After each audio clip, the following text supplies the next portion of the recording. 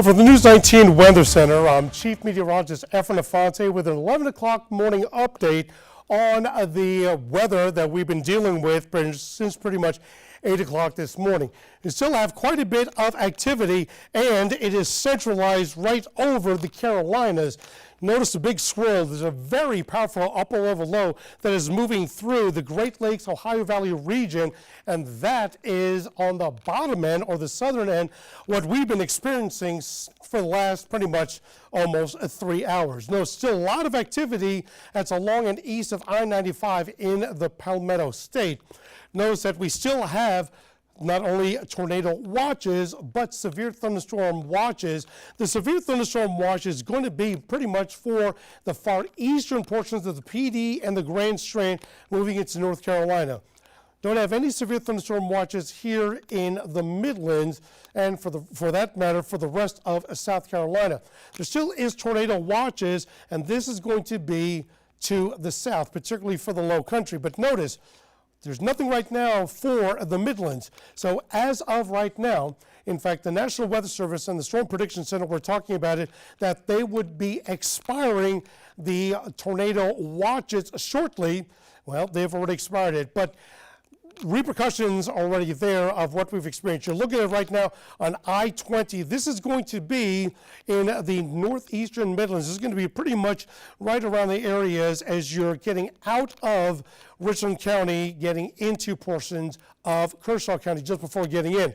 Mile marker 83, and someone couldn't show, if you can remind me where this is, because I can't remember offhand, but you're talking about traffic that is really slow, and that's all because of congestion, specifically because of the amount of rainfall that we've gotten. But this is a slow go, and pretty much everybody is unfortunately having to deal with this. So if you're going to be heading out over the course of the next, say, hour to 2 hours, well, this is one area that we're looking at that is being impacted by traffic. Now, the latest information we had from South Carolina South Carolina Department of Transportation, there is a car accident on I-20 westbound at mile marker 83. So this is going to be an accident that is going to be just before, just after Spears Creek Church Road, actually before you get to Spears Creek Church Road. Traffic right now looks like it's at least, give or take about a mile backup. So once you're on I-20, once you pass White Pond Road heading west, well, the traffic is okay up until you get about halfway down, and then halfway down I-20 westbound before you approach, before you approach Spears Creek Church Road. It's about a mile up the road from Spears Creek Church Road where the accident is. So traffic is very slow. It's limited down to one lane before you have to cross over the shoulder. As you can see, traffic is backed up very, very far. So keep this in mind.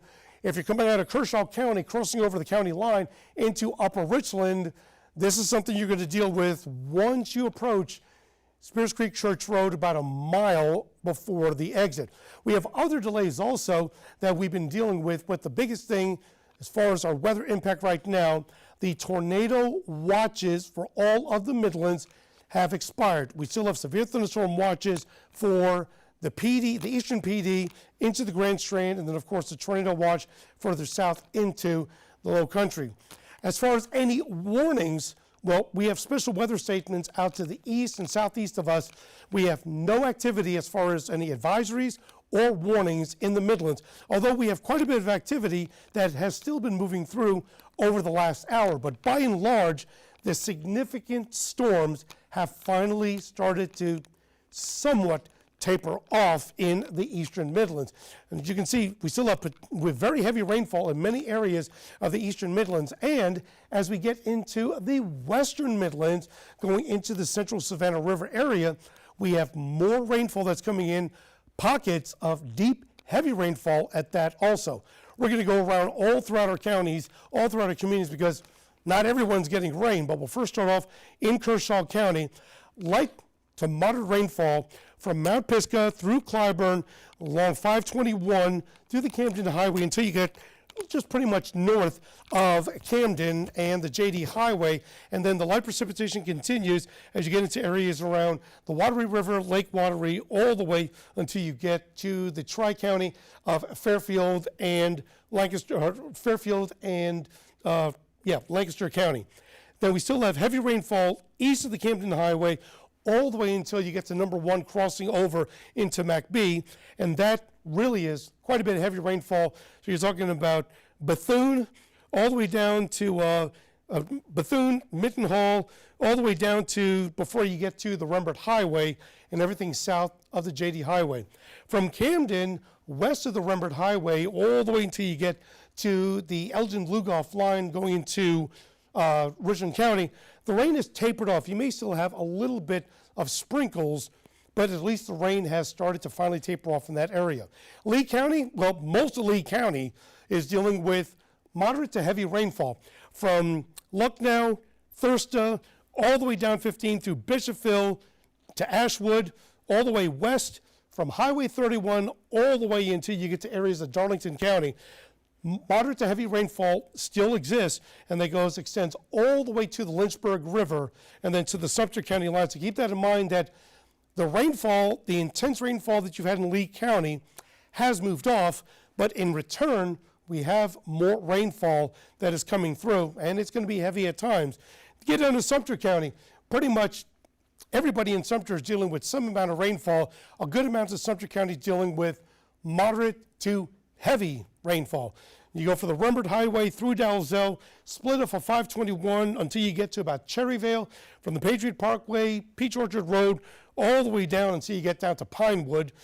Rembert Highway until you get to the Paxville Highway crossing into Clarendon County, and then along the Sumter Highway until you get to the split of 95, and then all the way up through 78, and then the Sumter Highway, even when you get past Statesburg, once you pass, just before you pass over the river, still quite a bit of heavy rainfall, and then Kane Savannah all the way down to Pinewood. So keep in mind that we still have a lot of rainfall, even though it's nowhere near as intense in Sumter County as it was not even an hour ago. Heading down into Clarendon County, pretty much from the Myrtle Beach Highway and the split of 301 straight down I-95, there is a lot of rainfall. And you're taking a look right now at I-95 North. This is going to put it right through Clarendon County. There is no accidents to report, but as you can see, it is moving very slow. And this has pretty much been the theme over the last pretty much 2 hours. This is going to be right off of, or rather, this is going to be what? No, I'm sorry, this is 95. For some reason, folks, I thought you were in Vance. I'm like, oh, this is from Vance. No, sorry, this is going to be off of 95, right in the heart of Clarendon County. You can see traffic has been moving slow. The roads are wet, yes. It's still coming down quite heavily in many areas, especially along and south of the Rembert Highway, all the way down into Lake Marion. So you're going to have to drive slowly as you move through this area, as we're expecting this rainfall to continue at least for some time over the course of the next 2 to 3 hours, and that rainfall will continue. So this area that we go just south of the crossroads of 95 and 26. Again, the roads are wet. People are driving slowly, but we have no accidents right now being reported on either 95 or 26 when we get into that crossroads of the southern Midlands. But you can see that still extensive heavy rainfall is still coming down in portions of Clarendon County. Heading down to Orangeburg County. Orangeburg has been quite active pretty much since about 4 o'clock this morning all the way up until about an hour ago. Draw a line from 301 all the way west until you get to Springfield and Livingston. Maybe a few isolated pockets of showers or mist at best. But then when you get from Columbia Road coming off of north of Orangeburg all the way to Cordova and portions east until you get to about Wetzel, all the way down to Branchville and 96, we have isolated areas where we have a little bit of shower activity, especially in Roseville, along into the southwest of Bowman, east of 21, and then when you get into the city of Orangeburg, along and then to the north of Russell Street, then just to the north of Five Chops, and then extending over 26 until you cross over into Calhoun County, just off of Burke Road, and then moderate to heavy rainfall in the areas of west of Santee, and then into Vance, and then some light showers in the Holly Hill. You get to Utah Springs and then points east before you get into Berkeley County. You got pockets of moderate to almost heavy rainfall, especially if you live along Lake Marion's south shores. But by and large, the amount of rainfall that's come down in Orangeburg is nowhere near as it was. And this is something that I hate looking at. This is I-26, right at that split.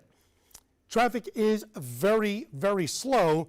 Well, not only the fact that it's slow because the roads are wet, but that's also the area where we have had heavy rainfall that has already moved through with a split of 26 and Interstate 95.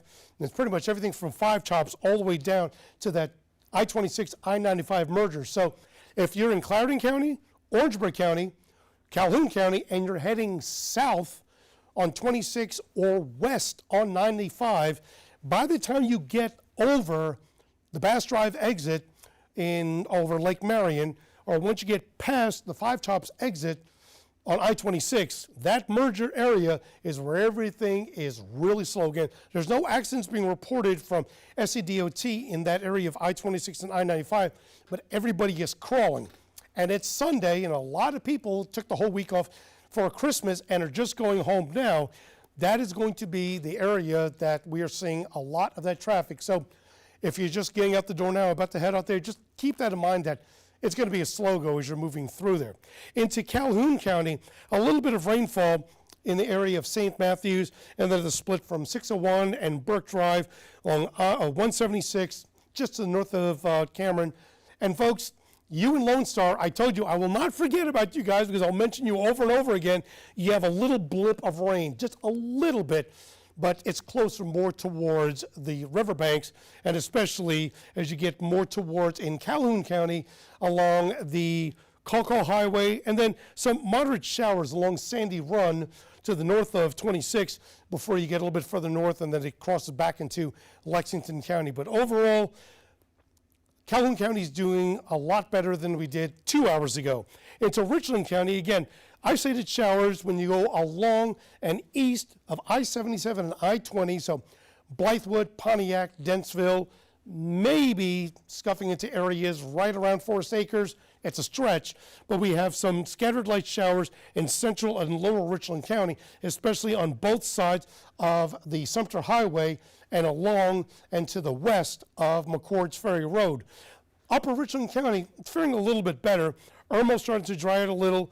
Isolated showers maybe to the east of Chapin along Broad River, but by and large, Upper Richland, at least the northwest portions, is doing a little bit better.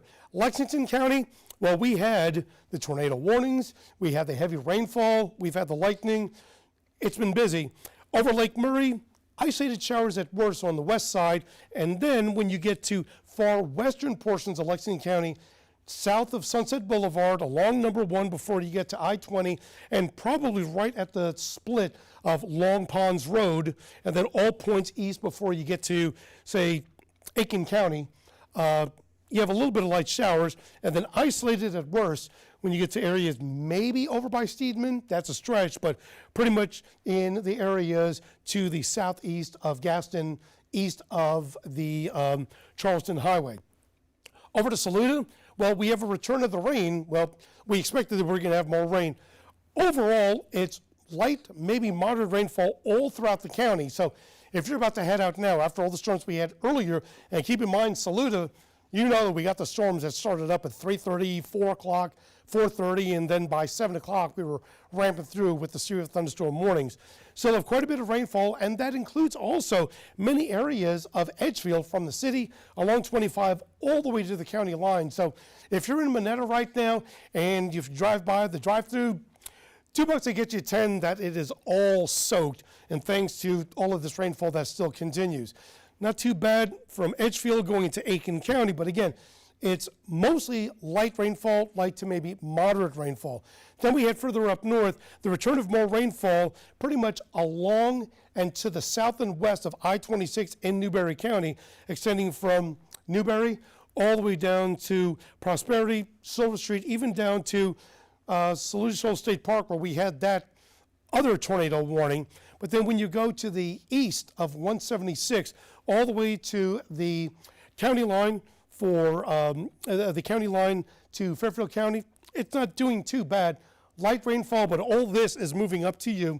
So if you live north of I-26, you're going to see a little bit more rain in Newberry County. And then finally in Fairfield County, some light showers along and to the west of Lake Monticello into Jenkinsville, I-77 and points east. So from the split of Road 200 to Campground and then points up north Biddeford, you might get a little bit of sprinkles over the next 30 minutes or so, but by and large for Fairfield County, most of the rainfall is going to be from just east of Winnsboro and then south as you get to Ridgeway, maybe Longtown, but east of Ryan is where we're expecting the light rainfall right now, and it's not that bad. Overall scope is that all of this continues to move generally to the northeast, not as fast as the storms were, but borderline about maybe 25 to 30 miles an hour, and it's moving more north-northeast. So a lot of the precipitation that's falling through Aiken, Saluda, and Edgefield counties, Newberry, you're already in the rain now. Western Lexington, you're going to start getting it in the next 5 to 30 minutes. And then all the rainfall that is in the eastern portions of our Midland communities, this should start tapering off, not completely end, but start tapering off to light showers in about an hour. Give it about 12:15, 12 o'clock, noon, that should start moving out. The amount of rainfall we got, this was not going to be a rainmaker, but we did have pockets of very heavy rainfall, and conservatively, most areas in the Midlands, more or less about a quarter of an inch.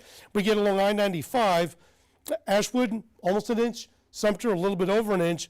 Manning, again, these are estimated, but in the area south of Manning towards maybe Forston, Jordan, Bloomville, even St. Paul's, possibly got over 2 inches of rainfall. So keep that in mind, that's probably why we have some traffic issues on I-95 south of Bass Drive, and then, of course, off of the Paxville Highway until you get to areas into Williamsburg County, because there has been a lot of rainfall. Notice the color. It's right smack in the middle of I-95 on the central and eastern side of I-95, as well as the eastern portions of Orangeburg east of I-95. We have been getting reports from Emergency Management, the National Weather Service, on the amount of either thunderstorm, wind damage, or property damage. Well, we did have tornado warnings, and we had some really strong storms. As of right now, we have not gotten any reports to confirm, or at least establish, that we had tornadoes that created damage. There's no doubt that the National Weather Service will be doing storm surveys at some point, possibly as early as tomorrow morning, to determine what has happened. I'm not talking for the National Weather Service, but history dictates, especially on the times that I've gone to storm surveys with them, that they'll be going out to assess what the damages were. And it won't be focused on just these areas that are showing the local storm reports. It could be, especially anywhere where we had the tornado warnings, that were primarily focused on the western and northwestern portions of the Midlands. But nevertheless, a dozen thunderstorm damage reports and a little bit of hail, but it was concentrated in the northern Midlands, so pretty much in areas of Newberry, Lexington, Fairfield, Kershaw, maybe Upper Richland, and then extending into Lee County. Some of the reports, and this was the one thing that we were talking about very clearly when we were on. One report that came in at 8:56, and that's the estimated reported time of when this occurred. Around 8:56 in Fairfield County, trained spotters, and thank you to all of our storm spotters that work with the National Weather Service as volunteers. Without their information, we would not know where the storms are, because here at News 19, the weather team can only see what we can see on radar and our computers.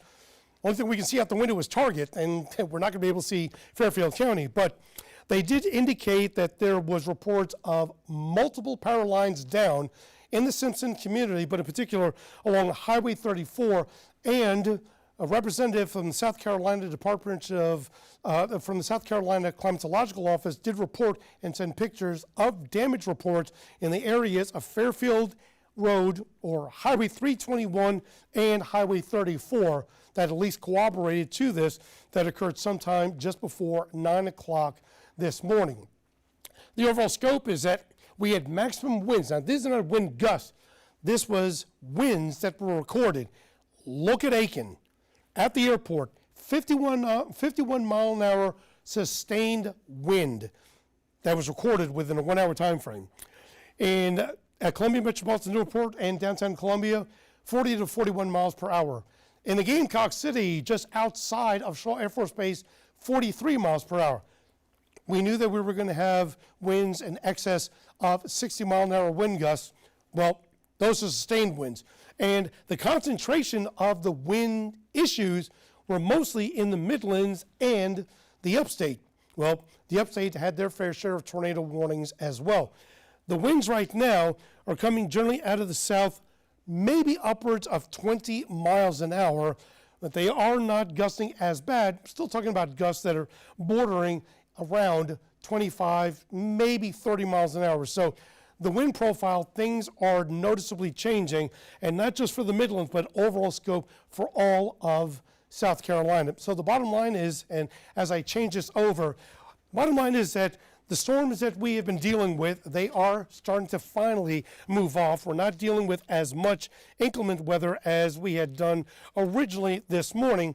But the big theme is that we are starting to finally wind down. And if my computer will come up, again, there is that large upper level low that is the culprit. And if you notice, all the severe thunderstorm and tornado watches and warnings were all on the extreme southern flank of this big upper level low. So all the severe weather was in our neighborhood, even though the parent system was well north of us. And even though we have storms that are coming through still, that are finally starting to push off into the Grand Strand and the PD and still in the low country, the severe thunderstorm watch is only for the Grand Strand and the Eastern PD. And as far as tornado watches, we no longer have any watches that are in effect for the Midlands. We don't have even any warnings or advisories, even though we still do have rainfall that's coming down. But the overall scope of the rainfall that we have now, all of the rainfall that's in the Eastern Midlands is moving to the northeast. From south to north in the Eastern Midland communities, rain should start tapering off, not completely shut off, but should start tapering off in the next hour. 30 minutes in the areas of Lake Marion, an hour when you get up to areas from Bethune to Mount Pisgah, and then a little bit more rainfall is now coming out of the central Savannah River area. It's light to moderate right now, and it's moving through Aiken, Edgefield, Saluda, and far southwestern Lexington and Newberry counties. All of this is going to also progress quickly, but the rainfall in Lexington and Fairfield and even into Upper Richland will start moving in probably in the next 20 to 30 minutes, and then into Fairfield County within the hour.